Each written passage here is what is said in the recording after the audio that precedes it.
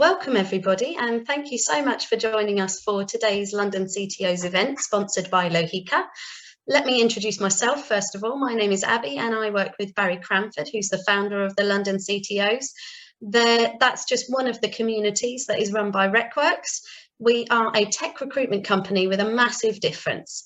As a company, we believe that recruitment really can be a force for good in the industry beyond just placing people in jobs. We have a particular focus on learning, mentoring and personal development.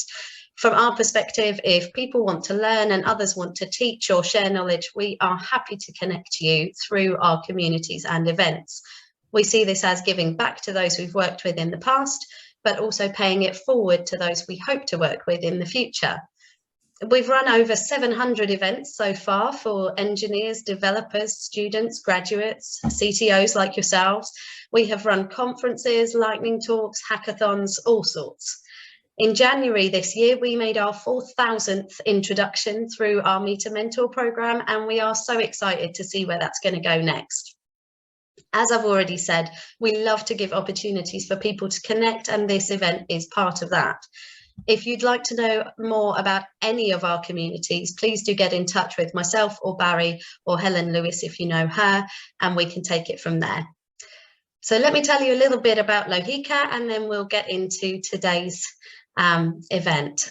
So Lohika partners with growth stage technology companies to help them engineer the next big thing. They collaborate closely with their clients' engineering organizations to transform them from bottlenecks to growth drivers. Lohika's clients are driven to develop the most disruptive and impressive products and services. Lohika shares this passion, it's what they're built for. Lohika works with some of the best known technology brands on the planet, including Airbnb, Okta, PagerDuty, Twilio, Pinterest, Asana, Affirm and Zendesk. To learn how Lohika can help you scale your engineering teams, just visit www.lohika.com. I will post that in the chat in a few moments. If you have any questions during this event, please do post them in the chat as we go along, or let me know you've got a question and then I'll hand over to you to unmute and ask yourself. So without further ado, let me introduce you to Sergey and Alex, who are part of today's event, and I will just let them tell you a little bit about themselves. Over to you, Sergey. Sure. Thank you, Abby. Welcome, everybody. Really pleased to be here today. So, yeah, my name is Sergey. I think as a quick background, I've been involved in tech and working with engineering teams for 15 years in total, in a variety of roles. There were stints of business analysis, delivery management for a long time, but also product management, as well as heading product and technology function at startups in London. And all that eventually led me to my current role of Director of Engineering at Lohika. So very brief, but we'll dive into my experience deeper during the talk. Fantastic. And Alex? Oh, hi, I'm Alex. I'm co-founder and CTO at BitTrueHealth. It's a company that we started up kind of 5 years ago, where we've been growing the company, the team, the product, everything up in one go. Kind of background-wise, I come from a mechanical and biomedical engineering background, and I've worked on everything from Formula One driving simulators to point-of-care blood diagnostics to now our current company, where we're developing tools to help people with musculoskeletal issues. Wow, amazing. So two fantastic panelists for you this afternoon, everybody. Like I say, if you've got questions as we go along, please do put them in the chat, or let me know you've got a question and you can unmute and ask. But first of all, my first question for you both is, can you share a personal story on how you've struck a balance between developing your team strategically versus expanding to meet a delivery commitment? It's a really good and challenging question. I think that fight is always there of, do we grow fast, or do we try and kind of meet this commitment, or do we make sure we take the right people on? Probably my kind of best example where we struck a really good balance there was, it was during COVID actually. So COVID was kind of all about deadlines and build something fast because things are changing and we need to adapt as it goes. And for us, the way we found the balance really well was that we raised money for hiring, so we did have kind of roles to fill, but at the same time we managed to get government funding, so we won grants from Innovate UK.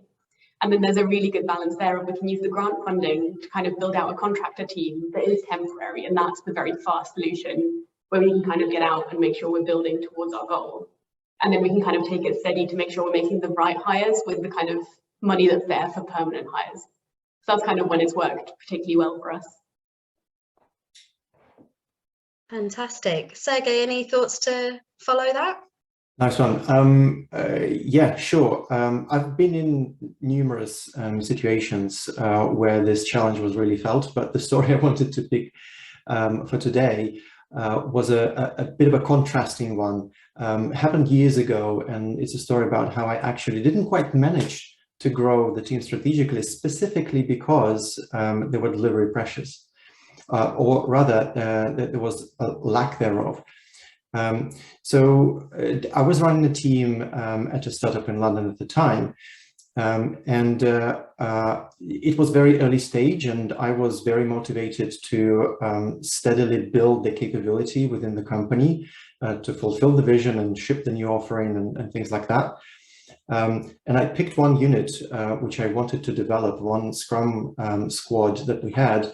I thought I would grow it from 4 people to 8 organically while keeping them working together as a single unit.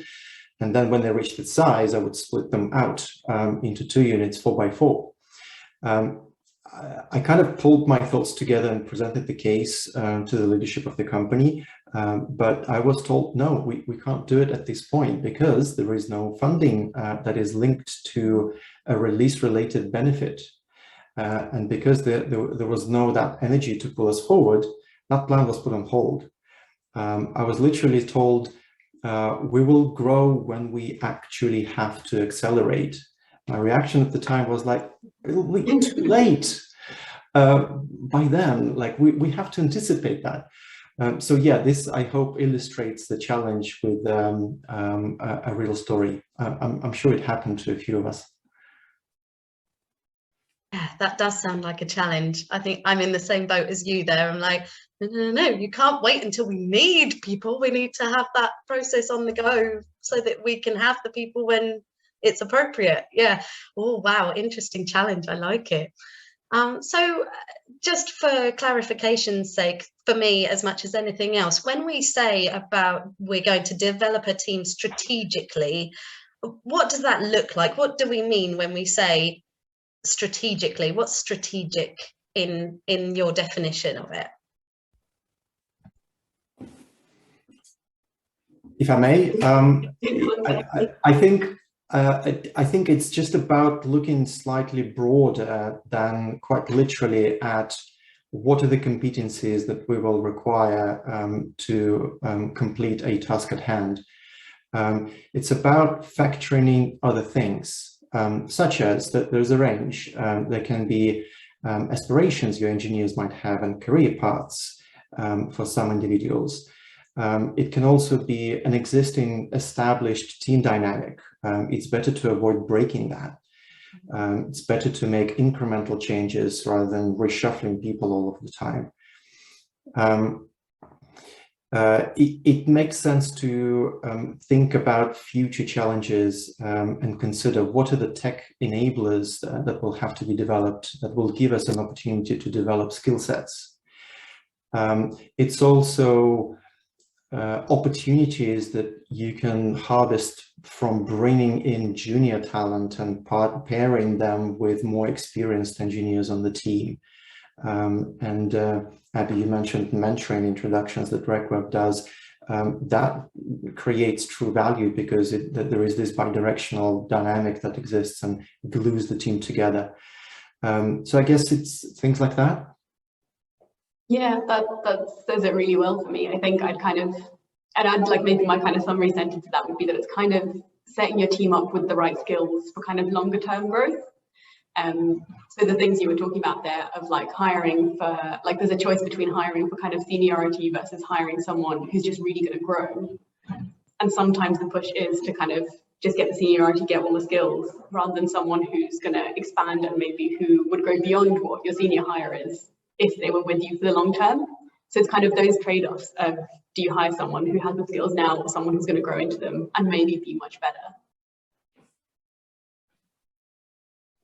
Okay, so there's obviously, I guess there's different scenarios where it could be better to partner with somebody else in order to get the job done, and other times when it's better to focus on like getting a full-time hire that you know is going to benefit you in the long run. Would that be right? Is that fair to say? Absolutely, yeah. Yeah, fantastic. Yeah, it depends on your situation, I guess, doesn't it? And what you need for your company next. So when you're forced to deliver on a short-term commitment, are there negative impacts on the team that you have to bear in mind if you've got that small time frame, if you will?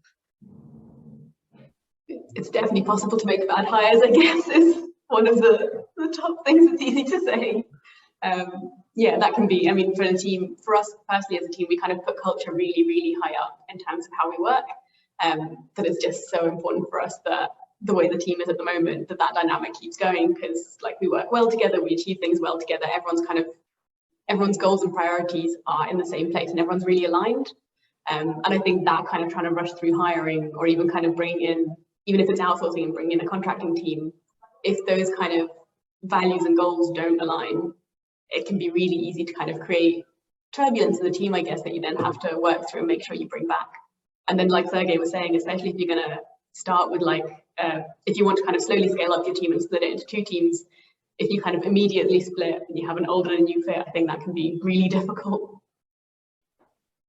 Yeah, speaking of the turbulence on the team and how that can manifest itself, a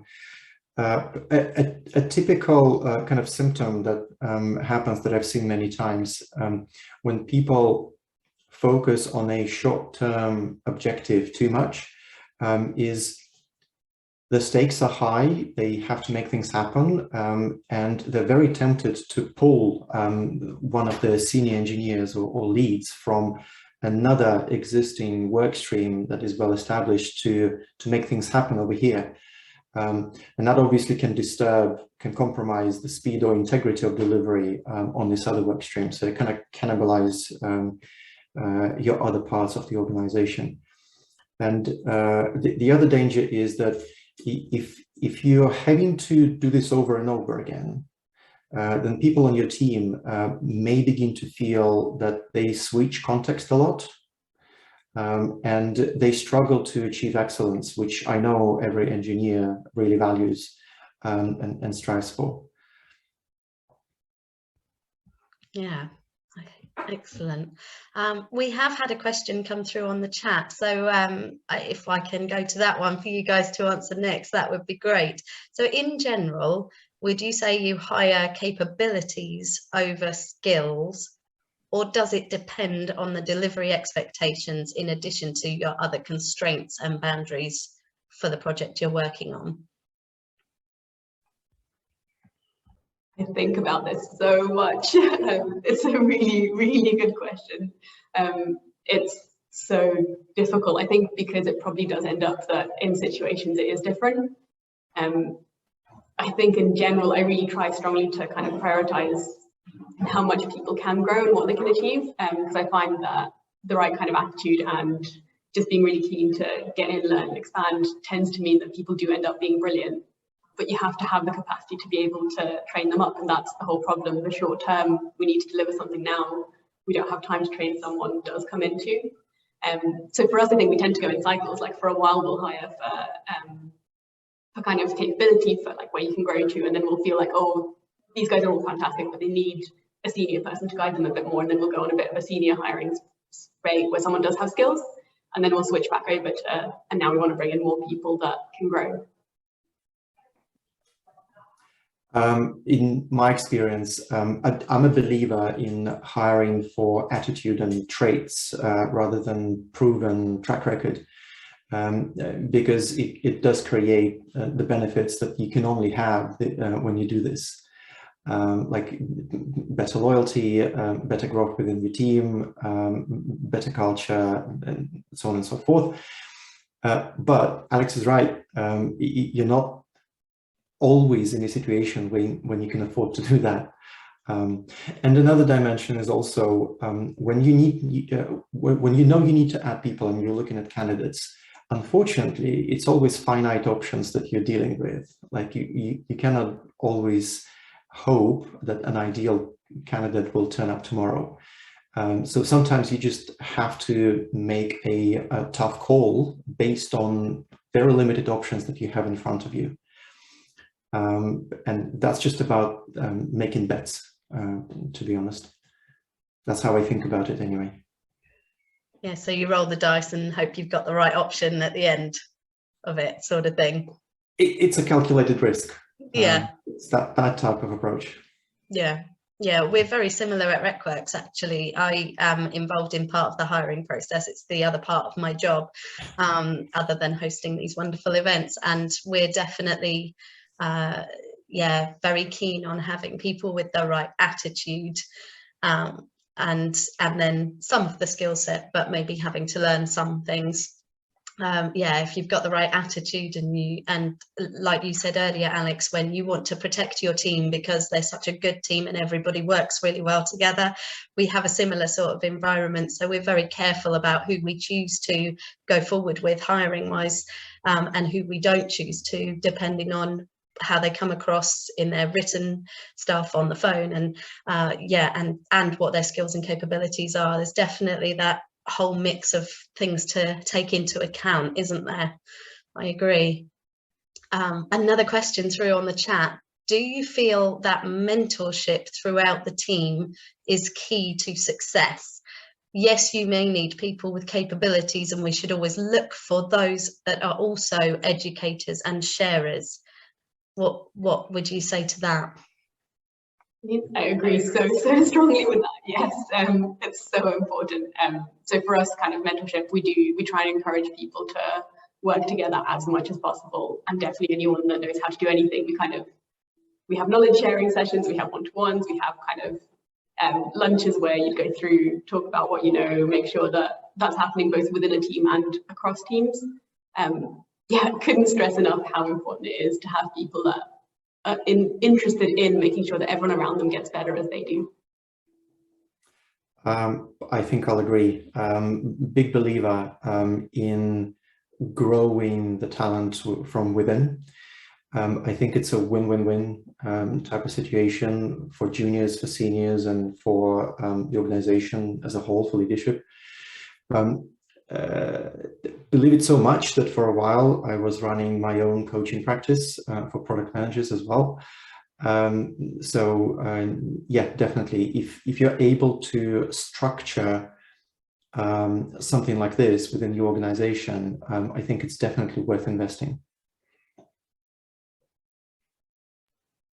Excellent.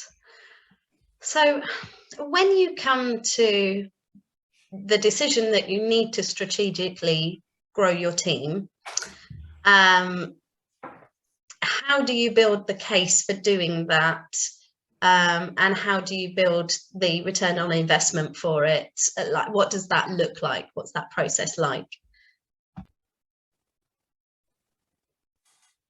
It's a challenge, I think, for us. I guess the funny side of it is because we're a startup and we're in this kind of growth phase, we feel like we've always been behind on the number of developers we have. There's so many things to build, so many customers to please, so many kind of, exciting avenues to go exploring down, that it's hard to hire enough to have the capacity that you want in the team. But then obviously at some point you end up with that trade-off of, well, would an engineer be better or a salesperson be better? Like, what's going to move the needle more for us?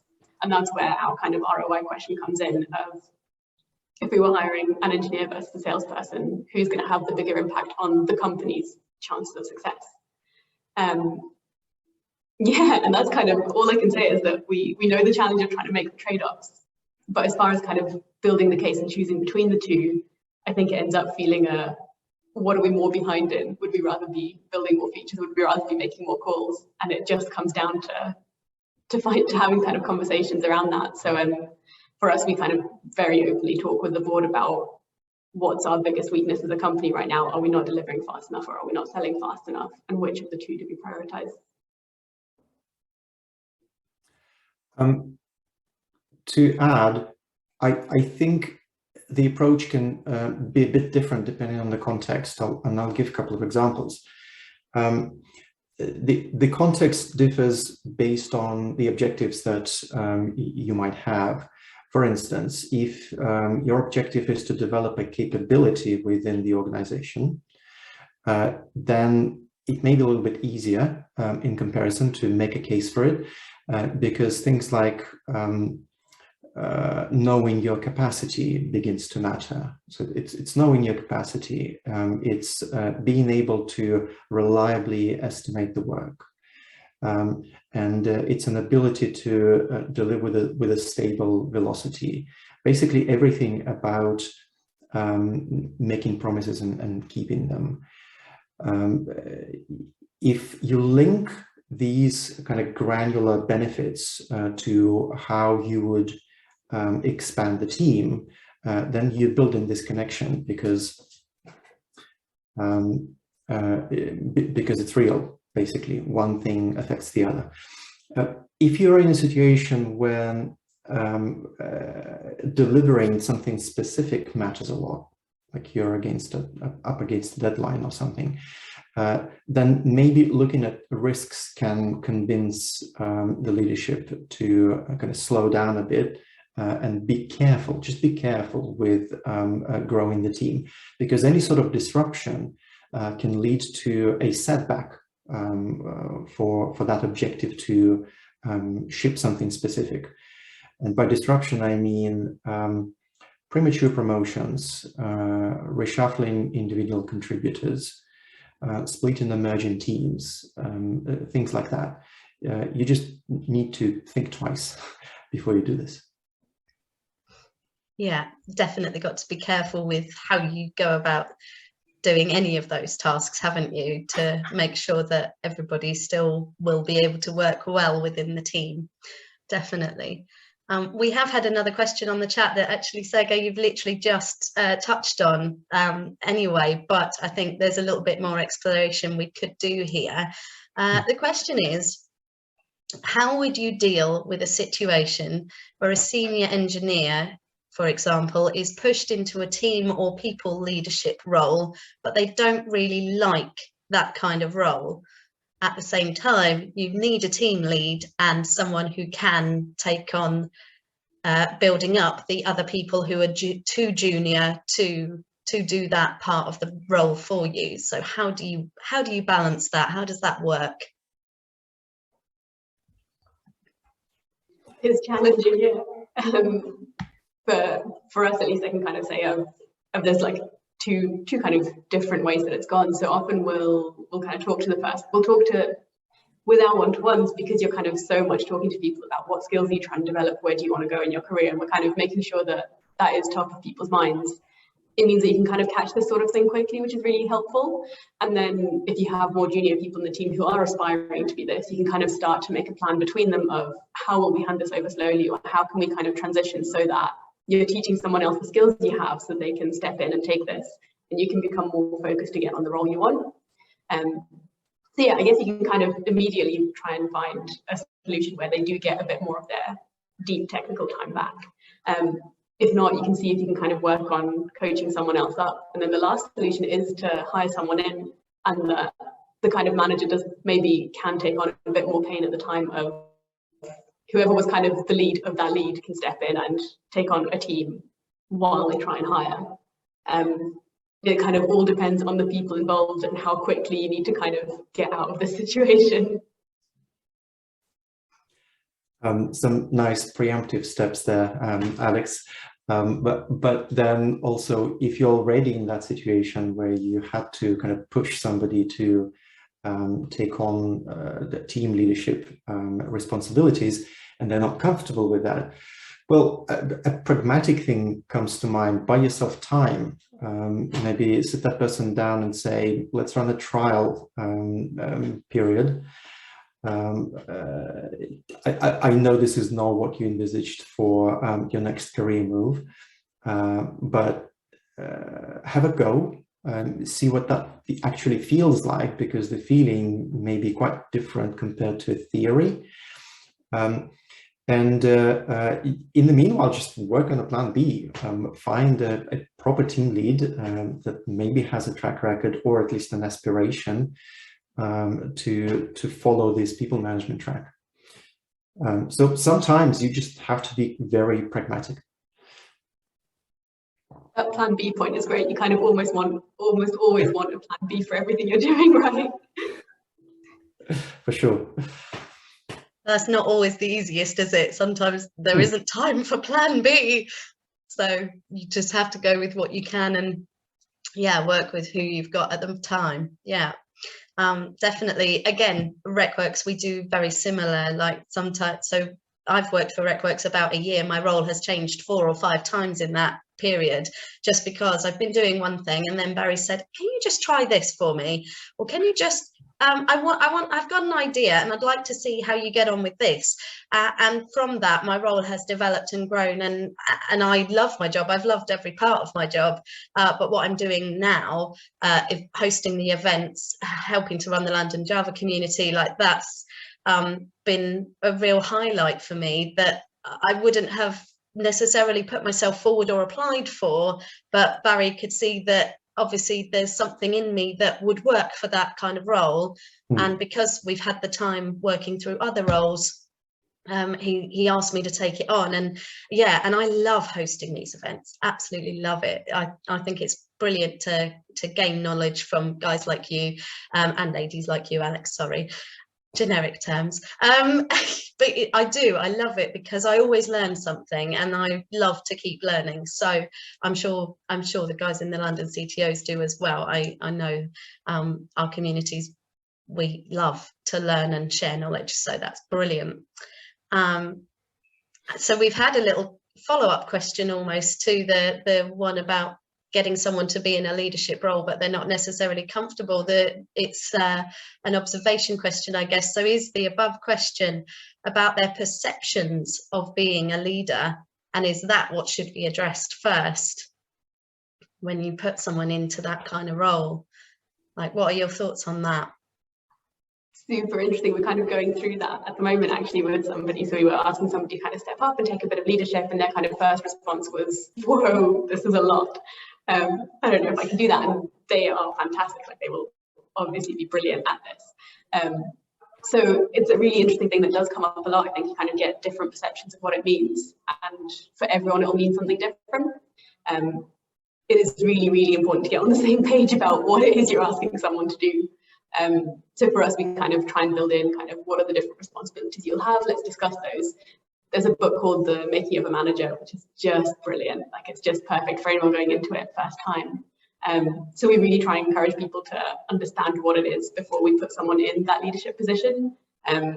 Obviously with hiring, that's quite different. You kind of can't set someone the homework of read the book.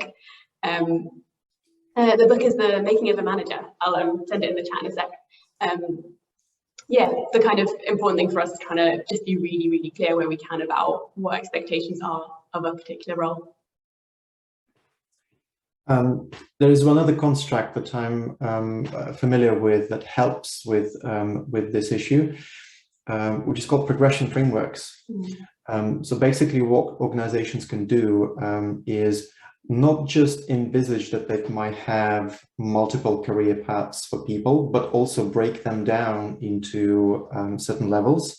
And for each level, literally spell out what the expectations would be.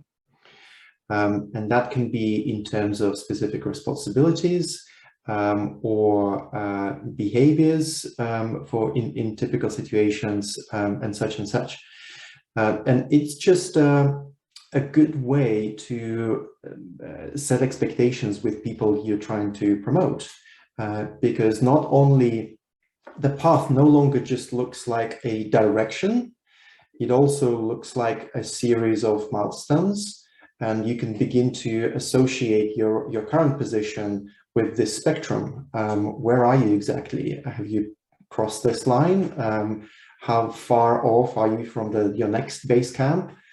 you can begin to evaluate yourself even individually or with the help of line manager. That's another vote for progression frameworks. They're fantastic. Yeah. Excellent. Yeah, and I guess, like you say, that then gives you simple steps of, here's what I'd expect, here's what I would hope you'd meet, for want of a better term, you know, here's what I'd hope you'd achieve, and so let's plan how we're going to get to that point, and what sort of time frame we think that's going to take. It's a really constructive, helpful, like you say, strategic way of being able to do that without it feeling like, oh, I've suddenly got to do this, and someone getting overwhelmed before they've even started. Yeah, helps to just mitigate some of that, doesn't it? Definitely. I think kind of clarity is everything in those kind of things, and those set out really, really explicitly, like with the clarity what expectations are on both sides. Yeah, it's a calibration exercise. You kind of bring people on the same page, synchronize the assumptions in their heads to a common denominator. Yeah, which definitely helps, doesn't it? If you know you're all on the same page, you can just carry on, and you know that it's going to work the way you're hoping to. You might even get some pleasant surprises along the way, hopefully, that you weren't expecting, which is a bonus, isn't it? So we've had another question on the lines of pushing senior engineers, for example, into a leadership role.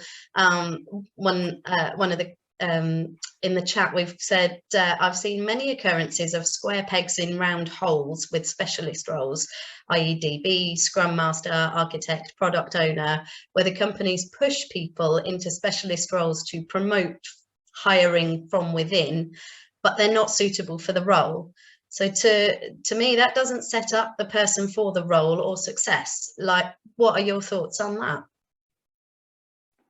Sounds absolutely right to me. I think there's like again, I'm probably saying just the same thing over and over, but it's so much about knowing the person.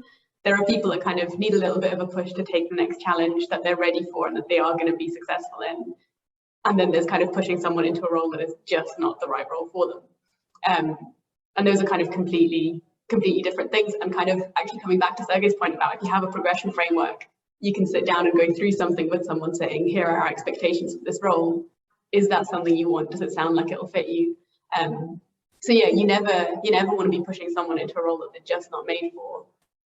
It's all about trying to get that clarity and understanding together about whether it's the right next step, and making sure that if you want someone from within the company to be moving up, make sure you have the right person, even if it's not the first person your mind jumps to. And if you have no one like that, then you do need to hire externally. There's no point getting someone into a role where they're not set up for success, because like you'll lose that person really, and you're just kind of hurting yourself and hurting them.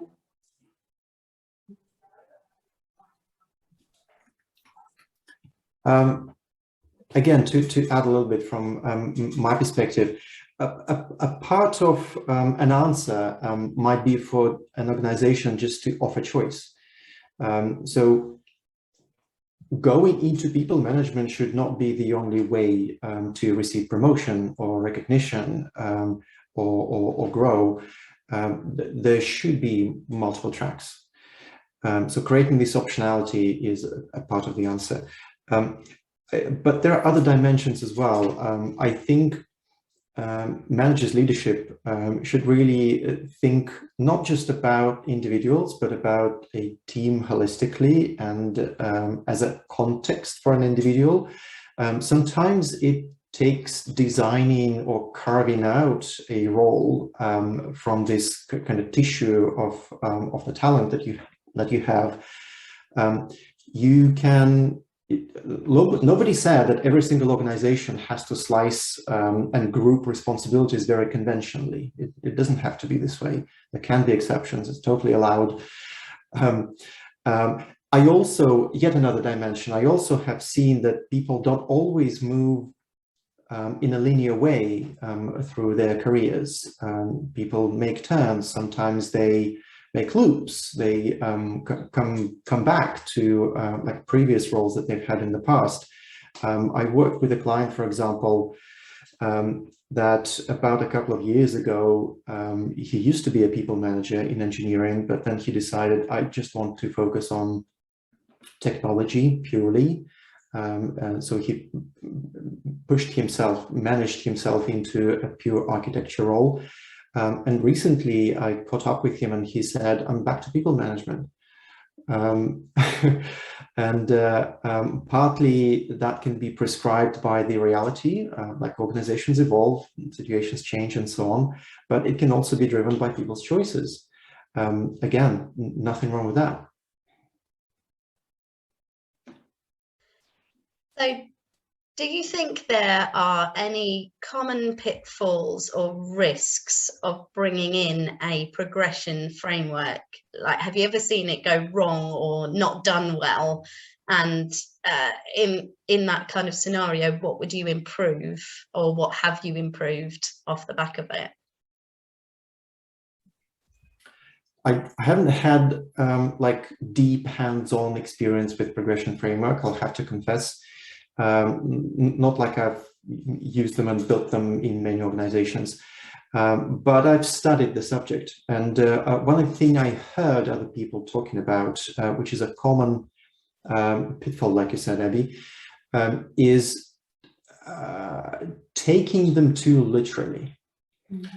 So someone sits down and designs the progression framework and they spell out all those responsibilities at different levels. And then they run around with it as a playbook instead of perceiving this as a guidance. So there has to be a kind of a pinch of salt there somewhere to make sure we don't get carried away, because otherwise the same thing happens to progression frameworks that happens to metrics and in agile productivity metrics, for instance. Like, I can't tell you how many engineers I've heard telling me, if you really care about the metric, I can make it show you whatever you want. So tricking numbers is easy. But that's the danger I've heard about. Alex, what about you? Yeah, I definitely reinforce that. Like, you don't want it to be a tick box exercise of like, well, I've ticked all the things, so now it's time for me to be the next level. Come on, where's my promotion? Like, that's definitely not the attitude you want to bring in. So I think like the way you introduce it, you have to do quite carefully. You have to kind of make sure that you yourself don't see it as a tick box exercise, and that the team understands that's not what it is. Like, it's not if you hit all of these, you're promoted. It's like the spirit of the law rather than the letter of the law, I guess. And then the other thing that I find interesting is I think it depends what stage of company you're introducing the framework in and what scale you want it to be. So if you're introducing a progression framework to a team of kind of 5 engineers, I'd say it's worth taking the input of those 5 engineers on what the different levels are and what kind of some of the categories might be. So for us, actually, we kind of grouped the categories across a few different kind of groupings, I guess. So something around kind of values, something around leadership, something about technical ability. So making sure you kind of have a good divide there. And that if you really want people to embrace it, if you're doing a smaller rollout, you have the ability to do this, make sure you get people's input in, because there's kind of nothing like getting a document or like a framework or whatever it is to be accepted. There's nothing quite to be able to do that other than asking people for their input. And then if people have helped kind of craft this together, that's when you really get the buy-in from people and the understanding that it's not a tick box thing. So I guess like the thing that can go wrong there is if you're kind of not taking input from people, that also becomes this thing on the side that I can dig out for you and maybe show you, but we don't use it. Alex, you reminded me that probably is also something to be said about what stage of a company you introduce the progression framework at, meaning that it can be too early. When organizations are small and vulnerable and dynamic, when they're evolving, then it's pretty difficult to actually pin that down. Because, and even if you manage, even if you have like a hypothetical grid that everyone is supposed to snap to, that's not going to happen very naturally, because you'll have people on your team that are managers of one, doing absolutely everything in their domain at all levels of seniority. It doesn't matter, results matter instead. Yeah, it's just shifting too often and too fast. So yeah, it's a construct that helps you deal with volume when your team is fairly sizable. and you need to begin to have clear communications between people, set expectations in a way that's stable, then that's the time. Yeah, your framework can't say you need to be good at everything, which is definitely a bit of what you need when you're at that very early stage. Yeah, I think, like you say, having that clear communication and getting ideas from the people who are currently in your team, that's an automatic valuer, isn't it? People feel automatically more valued, more part of the company, more integral to your progress. It's a massive, like you say, buy-in, isn't it? That people then want to stay because they're like, well, I've helped form what we're going into now. I'm going to help progress it to the next steps. And that's amazing because I want to be part of that because they've included me throughout this process. It's an automatic positivity booster, isn't it, within your team? Excellent. We've had another question on the chat. So, to enable growth whilst not forcing a form of Peter principle, I've tended to lean towards large brackets to enable in-role growth. Have you done similar, and any pitfalls that you've seen? Could I ask to elaborate a little bit? This large brackets trick, what might that mean? That's a very good question. I mean, if anyone can offer an interpretation. I'm just waiting for something to come back on the chat. Oh, yeah, go for it. All right, Abby, yeah. Yes. It's so yeah, thanks for taking the question as well. By large brackets, I mean wider ranges. So in terms of salary, remuneration packets. So that you can get engineers that remain engineers, but actually just in-role progress, rather than forcing some form of hierarchy where they might have to pick up some of those managerial responsibilities or tasks like that. It's one of the things I've tended to lean towards, but I feel like I might be missing something and challenging my bias. Got it. I see. Cannot say yes to that in terms of like my personal experience. I'm aware of an approach. Now that you've explained it, thank you. But no, I haven't tried this in practice. That said, what has been true at all companies where I worked is the kind of treating every level of seniority as a spectrum still. So if someone is a mid-level engineer, for instance, there is still an understanding that you can be a slightly more junior mid-level engineer versus a more experienced mid-level engineer. And there can be dimensions to that to help measure the progress. But that's the expectation. When there is a conversation about advancement, everyone needs to know that there has to be a kind of movement. You don't simply serve the years at a certain level and then jump up. You need to show some progress in your ability, in competencies and level of skill, or track record, but again, not in years, but in terms of delivering results. Definitely, definitely agree with, like, you want progression, and almost it's kind of inevitable that every grade you have is a bit of a scale, because people come with different skills, different abilities.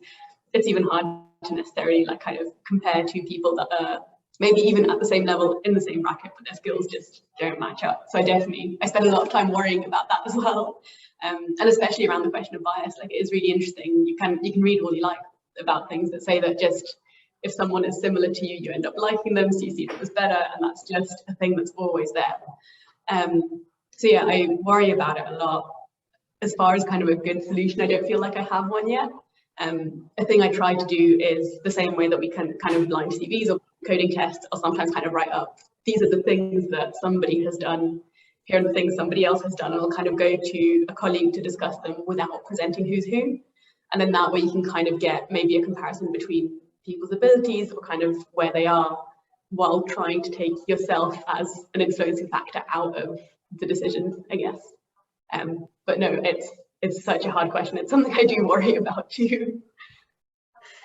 And it is so hard, isn't it? Especially if you where you have a lot in life. I think we generally have, like you say, unconscious bias. Without even necessarily meaning to, we just naturally gravitate towards people who are similar to ourselves. And then, yeah, there is that element of needing to be really quite particular and careful then when you do need to hire someone, or you do need to grow your team. And like you say, you almost need to make people more anonymous in order to be as fair as possible in that process. And that, yeah, that's quite a challenge. I can imagine, definitely. So I think you guys have kind of covered this already, but is there, in order to reach like what you might call the sweet spot of growing a team strategically, does the company need to be at a certain phase in its life cycle, or can it happen at different points depending on what you're working on?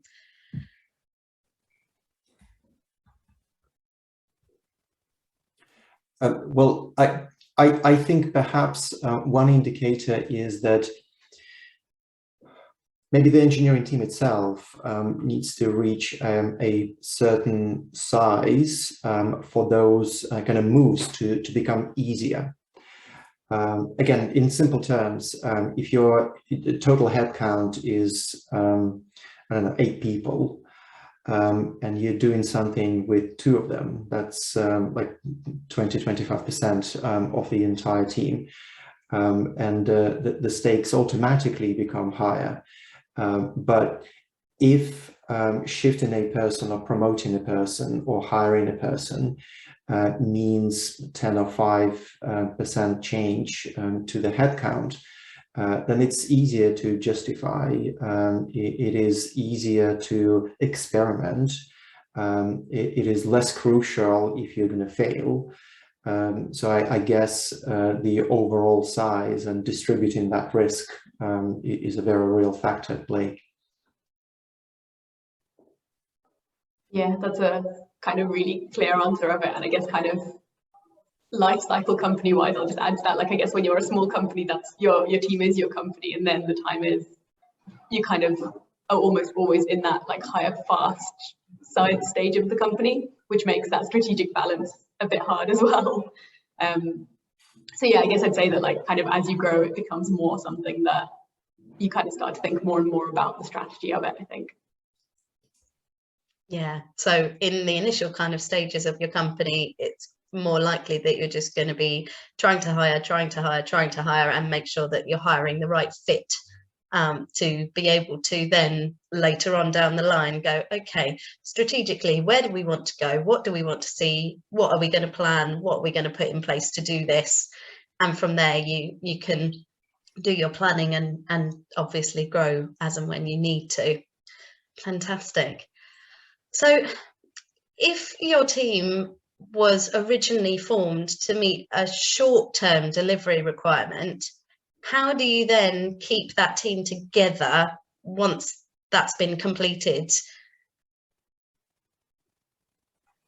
There's a cheating answer to this. I'm like, think of that first. That's very much a cheat, but it's tempting to say. Yeah, I guess it's kind of like having a plan B, whichever one it is, but try to have thought of it first. But I guess there's different approaches to it. So if you find that this team is just fantastic and is absolutely nailing whatever it is they're doing, then it makes perfect sense to keep them together. And I think that becomes quite an easy thing to justify to the business, because often you'll see well, we delivered it faster than we thought, so I think this team needs to stay and they should take on X next problem that we have. I don't know if this is just kind of for me or for other companies too. There's kind of this endless backlog list of things I want to do, technical debt that we have that I want to tackle, kind of plans for growth. So yeah, I think for me it's kind of, if you have a team that is really, really performing, then it just makes sense to keep them together. And there's kind of almost not a question of how, it's a question of what will you have them doing. But if you found a high performing team, it feels like, why would you split that up? That's an amazing scenario if a team you've spun up actually performs and becomes a star unit. You definitely don't want to disturb that. Sometimes it can be an individual or two, however, that you want to retain. So the first thing to say is maybe a reminder to myself, maybe even, if you were in a rush and you quickly put a team together and then you realize that you've got a star in there, don't forget at the end of it to assess and have a think. Maybe you want to, I don't know, convert that contractor to be a full-time employee, and so on. I think in terms of how to do this in a good way, for me, that comes to self-awareness. So as an engineering leader, if you can develop and maintain the understanding of what's my landscape, and it breaks down into, you know, having a decent set of goals, just having this clarity where you're headed next and what you need to achieve next. From there, you might want to understand what competencies are going to be needed for my team to get to these points. And then looking back at the current landscape, just understanding, okay, what do I have and what do I miss? What are the weak links? If you have this awareness, another dimension can also be how absences on the team affect productivity. For instance, you might have a team where only one person has a very narrow particular skill set. They're like expert in cloud technology or whatnot. And when that person is away, and if it coincides with a critical delivery, then you're in trouble. So knowing those risks as a part of that self-awareness just equips the leaders to make better decisions. It's easier to spot those opportunities, and it's easier to justify them to others as well, if it comes to retaining people for longer. Excellent. We have had another question come up in the chat as well, and that is, based on the factors that can arise due to change resistance, can you grow a team too quickly? And how best can you mitigate against issues if you have done that? It's really interesting. So on the growing a team too quickly, that's definitely a thing that can happen. I think that does happen. I'll come to kind of the change resistance bit in a bit. For growing a team too quickly, the way that, for us at least, we try and mitigate is bringing the whole team on board first, I guess. So kind of talking about, we're about to go through a rapid growth cycle. I need you all to be part of helping me develop the company. We're going to bring new people in. You are the culture of the company. Can you help me make sure new people are too?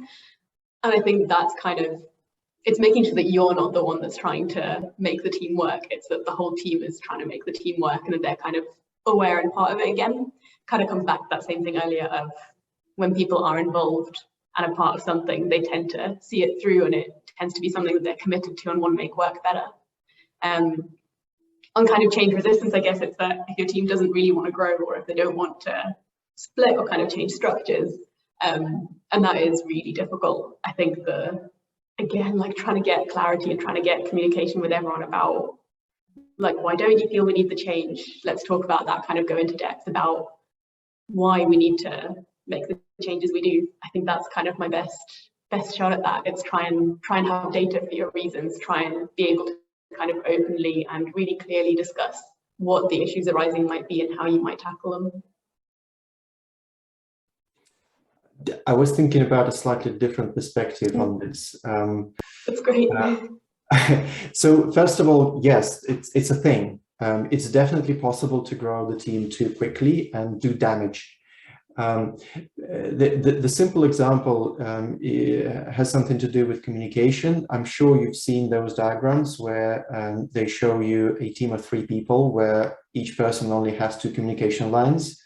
And when the team becomes 6 people, like those communication lines really, really rapidly multiply. So that's the danger, and the part of mitigation as an engineering leader is to establish certain things that they're in, to make sure they're in place, and the team and each individual can actually lean on them. Number one is language. So that you have to have a consistent terminology so that people, when they're discussing tasks, possible solutions, pros and cons, and so on and so forth, they're referring to a stable kind of base, and they understand each other. They make the same assumptions about things rather than different, and so on. And another similar to that is standard setting, or kind of how your culture manifests in group discussions and in work carried out, as in we do things this way and not that way. So just establishing very clearly what is acceptable and what isn't, in contrast, things like that really, really help the team to stay productive as it expands. And like you say, knowing the reason for the next step of the process is always really useful, isn't it? Because one of the first things, if you say, okay, guys, we're going to do this, one of the first things people will go, well, hang on, why are we doing that? So having those reasons up front, saying we're going to do this because of X, Y, Z, automatically you get your team on board and they go, okay. And if they need to know more, or they just want to know more for their better understanding, you know that they can ask the questions because they know what the long-term aims are, as it were. I'm aware we only have a few more minutes, so I'm just going to open it out. Does anybody else have any further questions? Obviously, you've been putting them in the chat, but does anybody have any burning questions before I draw us to a very nice little close?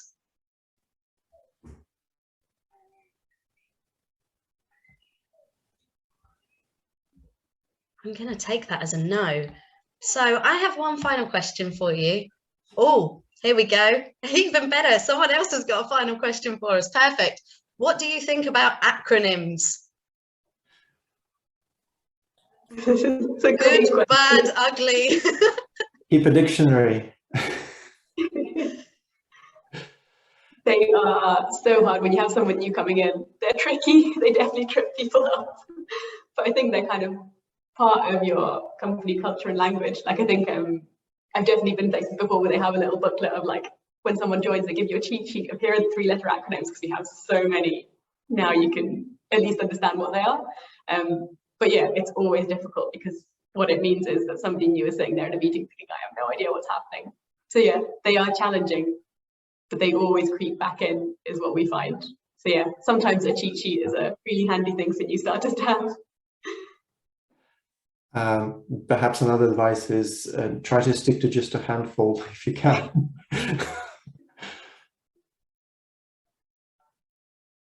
Yeah, again, I know when I started with RecWorks, I got given lots of acronyms, like people would use them all the time, and I'd go, what's that? What's that? What's that? And one recently, we have a particular team, and I had the title of the team wrong for months, because I knew what I thought it was and what someone had told me it was, and I found out that I was wrong.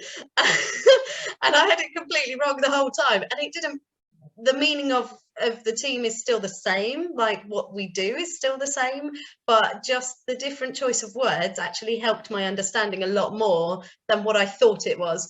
And it did, but it was just one of those kind of quite amusing, fun moments. It wasn't a major issue at all. But yeah, like you say, Alex, having a cheat sheet for new starters, so you can say, right, this means this, this means this, this means this. I found out a couple of months ago, TLDR, too long, don't read. Never heard that one before. I had to Google it, you know. But just having those little pointers, yeah, really good. We've also, you'll see in the chat, guys, one of the participants has put a LinkedIn post there. Wish I'd joined this chat before I wrote this piece. So feel free to go and have a look at that. But that does bring us kind of to the end of our session. Sergey or Alex, did you have anything else you wanted to add?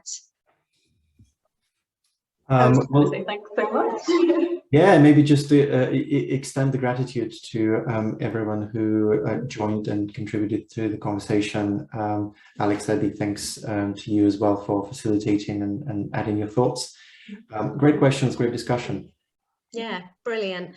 If you do want to know more, anybody, let me just share the right part of my screen for you so you can get our contact details. If you do want to know any more, you can contact Sergey or Alex or myself, and I can put you in touch with Marty, who is the community manager for the London CTOs. So I'll just leave that up there for a moment or two for you. But all that's left for... Abby, not sure that's the right part of your screen. Is it not? Oh, no. I'm terribly sorry. Oh, I see. It's showing that. I don't want it to share that. No. Let's try again. This is why we practice with technology first, isn't it? How's that? Perfect. Is that there now? Looks right. Yeah. Excellent. So there's our contact details. Sorry about that. Trust the non-techie to get it wrong. But all that's left for me to say is thank you so much, Sergey and Alex, for joining us for this discussion. And thank you to everybody who's come and joined and listened and participated. We're getting lots of comments saying thank you. I've really enjoyed this session. So that is brilliant. You will be able to find the recording on the London CTOs RecWorks channel as well. Or like I say, ping me a message and I will introduce you to Marty, who's the community manager, and she'll be able to send you the video link so that you've got it for future reference. So excellent. Thank you so much, everybody, for joining us. I will just stop my screen share now, but if you didn't catch all of those bits, do get in touch with me and I'll be able to send them on for you. Thank you so much for joining us this afternoon. Wonderful. I hope you have a great rest of the day. Thank you. Thank Take you care. so much. Well, pleasure. Bye. Take care.